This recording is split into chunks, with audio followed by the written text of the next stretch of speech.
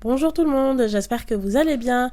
Alors aujourd'hui je reviens dans cet épisode de podcast pour vous parler de la baisse de motivation.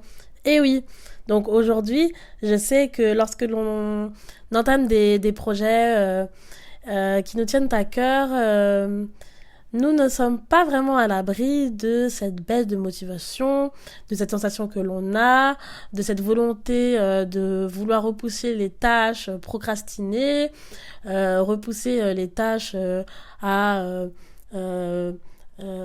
plusieurs heures, puis plusieurs jours, puis plusieurs semaines, puis plusieurs mois encore et encore. Et en fait, cela constitue justement un frein à le développement serein de nos projets et du développement de notre entreprise pour ceux qui en ont une. Alors voilà, aujourd'hui j'ai voulu vous transmettre justement 3 conseils pour remédier à la problématique de cette baisse de motivation que beaucoup d'entrepreneurs rencontrent ou que ce soit des entrepreneurs ou alors des personnes qui souhaitent créer des projets ou alors commencer à réaliser des actions en faveur de la réalisation de leur projet qui en fait est plutôt assez long et qui fait que parfois on aura tendance à repousser et à vouloir un peu voilà, déléguer la tâche au hasard, on va dire. Alors, donc les conseils qui vous aideront à vous en extirper une bonne fois sont quand même... ils peuvent constituer une routine, en fait, que vous pourrez créer, une routine assez adaptée et légère, qui viendra vous sauver, parce que quand on est entrepreneur, on est un peu...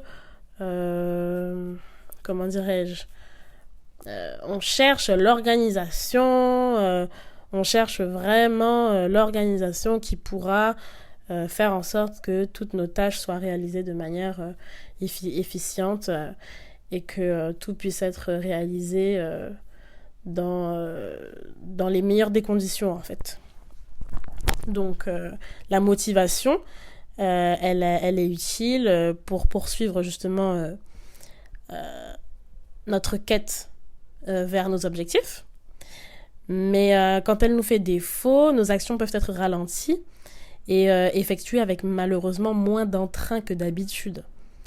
Et donc pour pallier à ce problème, les étapes à suivre, j'en ai relevé 3. Dont la première, vous devez prendre quelques temps de repos justement pour vous remettre d'appoint. Pourquoi je dis ça ? Tout simplement parce que la baisse de motivation, elle est souvent due à un taux de fatigue élevé, ce qui peut empêcher de réfléchir correctement. Donc parfois ne vous jetez pas tout le temps la pierre, ne vous sentez pas toujours coupable de procrastiner, de toujours repousser justement la réalisation de vos tâches. C'est parce que il est possible que vous soyez en fait très fatigué, que vous ne vous en rendez même pas compte en fait. Donc je vous conseille plutôt de privilégier justement quelques temps de repos. Ça arrive quand vous ne faites pas assez de pauses. Et ça peut être dangereux justement pour le taux de productivité qui peut justement quand vous débutez, quand vous démarrez être au top du top au début et ensuite faire une chute libre complètement en plein milieu du parcours quoi. Et ça c'est dommage. Donc le deuxième conseil c'est une fois que vous avez pris la pause de la durée de votre choix, il ne faut pas du tout avoir peur de prendre plusieurs jours. Faites quand même un récapitulatif de ce que vous avez accompli jusque-là. C'est important. Avec votre cahier, votre stylo, vous écrivez, puis vous verrez en fait l'étendue du chemin que vous avez parcouru jusque-là.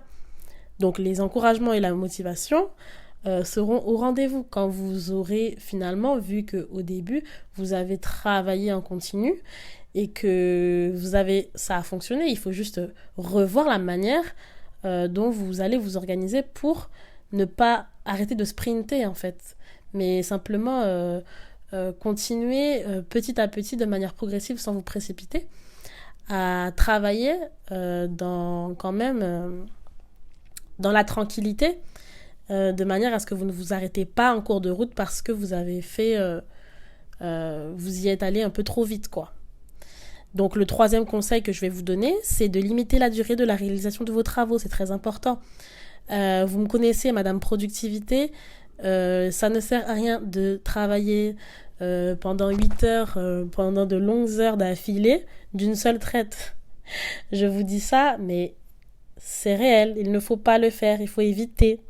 Parce que c'est ce qui va justement, ce qui va décourager, qui voudra que vous aurez envie de repousser encore et encore. Donc découpez vos tâches en mettant un chronomètre, d'accord, pour chacune d'elles. Ça fonctionne, c'est très très très bien.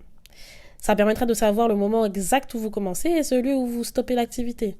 Donc plus le temps passe, plus vous serez de plus en plus efficace dans la réalisation de vos tâches. Et de savoir que l'activité est censée s'arrêter après 30 minutes, 40 minutes, 45 minutes, moins ou plus, va vous permettre d'être plus performant et davantage motivé, si vous en connaissez l'heure de fin. Donc voilà, j'espère que ces 3 conseils-là vous auront aidé pour votre routine, pour organiser votre routine productivité. Si vous avez des questions, je suis disponible sur Instagram. Je suis disponible également par mail. Et j'espère que nous nous retrouverons très bientôt sur ma chaîne podcast. Je vous invite à vous abonner et à passer une très très bonne journée.